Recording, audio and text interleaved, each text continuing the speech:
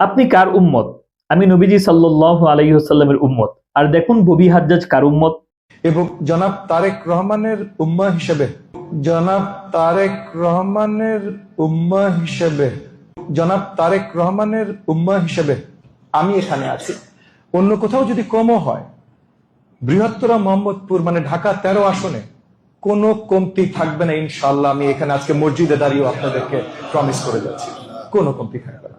আপনি কল্পনা করতে পারেন চাটুকারিতা করতে করতে আমরা কোন জায়গায় গিয়ে পৌঁছেছি আমরা নিজেরাও জানি না। চাটুকারিতা এত কেন করতে হবে যে এক জায়গার মধ্যে এসে আমাকে বলতে হবে যে আমি অমুকের উম্মত? তো যাই হোক, তার এই বক্তব্যটা সে যদি অনিচ্ছাকৃতভাবে দিয়ে থাকে, ভুলে দিয়ে থাকে, কিংবা সে নবীজি সাল্লাল্লাহু আলাইহি ওয়াসাল্লামের উম্মত তার এই বিশ্বাসী আছে কিন্তু সে স্লিপ অফ টাং হিসাবে এই ধরনের কথাবার্তা বলেছে, তাহলে আমরা দাবি জানাবো সে এসে তার ভুলটা স্বীকার করুক এবং এটা প্রকাশ করুক যেটা আমার ভুল হয়েছে, আমার মুখ থেকে এমনি বেরিয়ে হয়ে গেছে। কিন্তু সে যদি সত্যিকার অর্থে এই মিনিং নেয় যে না আমি তারেক রহমানের উম্মত, তাহলে ইয়াখাফু আলাইহিল কুফুর, তার কাফের হয়ে যাওয়ার সমূহ সম্ভাবনা আছে। তো আমরা আওয়ামী লীগের আমলে আওয়ামী লীগের একটা ধর্ম দেখেছি, তারা যে ধরনের কর্মকাণ্ড করত তার দলের নেতাকর্মীরা এসে এটাকে সাপোর্ট করত। আমরা চাই যে বিএনপি যেন এই ধরনের কর্মকাণ্ড যেন না করে। বিশেষ করে তারেক রহমান সহ বিএনপির যারা আছে তাদেরকে একটা পরামর্শ এটাই দিব যে আওয়ামী লীগের আমলে এই ধরনের চাটুকারিতাই কিন্তু আওয়ামী লীগকে স্বৈরাচারে এবং শেখ হাসিনাকে স্বৈরাচারী হতে বাধ্য করেছিল। এখন যদি বিএনপির মানুষগুলো যদি এই ধরনের কর্মকাণ্ড শুরু করে দেয় তাহলে কিন্তু আওয়ামী লীগের অবস্থাও কিন্তু বিএনপির অবস্থাও কিন্তু আওয়ামী লীগের মতো হয়ে যাবে। তাছাড়া এই দেশের মধ্যে প্রধানমন্ত্রী সুনজর পাওয়ার জন্য আমার এত কথা থাকতে আমার এই ধরনেরই কথা কেন বলতে হবে?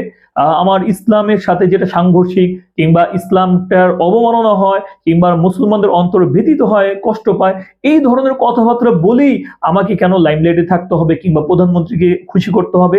অন্য কোনো কথাবার্তা কি বলা যায় না? তাছাড়া মসজিদগুলো এখন কেমন জানি একটা রাজনৈতিক মঞ্চে পরিণত হয়ে যাচ্ছে। যে কোনো মানুষরা এখন মসজিদের মধ্যে গিয়ে এই রাজনৈতিক বক্তব্য দিচ্ছে, তারা রাজনৈতিক মানুষ যারা আছে তারা সেখানে গিয়ে মানুষের কাছে উন্নয়নের কথাবার্তা শোনাচ্ছে। তো এই হচ্ছে এখন বাংলাদেশের অবস্থা। তো এই ধরনের লোকগুলোকে যদি এখনই যদি না থামানো হয় তাহলে কিন্তু সামনে এটা কিন্তু অন্য ধরনের বিএনপির জন্য একটা বড় ধরনের ক্ষতির কারণ হয়ে দাঁড়াতে পারে। তার ব্যাপারে এমনি অনেক শোনা যায় যে আসলে ভোট গণনার ক্ষেত্রে এদিক সেদিক হয়েছিল, শুধুমাত্র তারটার ক্ষেত্রে কতটুকু সত্য এটা আসলে আমাদের জানা নেই। তো যাই হোক, এই লোকটাকে এই ধরনের বক্তব্য তাকে প্রত্যাহার করতে হবে, তার ভুলটা স্বীকার করে নিতে হবে, না হলে কিন্তু ইয়াখাফু আলাইহিল কুফুর এই বিধানটা কিন্তু তার উপর ক্ষেত্র বিশেষ প্রয়োগ হয়ে যেতে পারে। তো প্রিয় দর্শক, আপনারা এই ববি হাজ্জাজের এই ধরনের কথাবার্তা, তারেক রহমানের উম্মত সে দাবি করেছে, এটাকে আসলে কিভাবে দেখছেন? এটা কি তার ভুল, নাকি সে ইচ্ছা করে কথাবার্তা বলেছে? আর ভুল হলে কেন সে ভুল স্বীকার করছে না, কিংবা তার দল এটাকে রিজেক্ট করছে না? তো আপনাদের যদি এই সম্পর্কে কোনো মতামত থাকে তাহলে কমেন্টে আমাদেরকে জানাতে পারেন। মানুষদেরকে সতর্ক করার জন্য আপনারা চাইলে ভিডিওটি শেয়ার করতে পারেন। আসসালামু আলাইকুম রহমতুল্লাহ।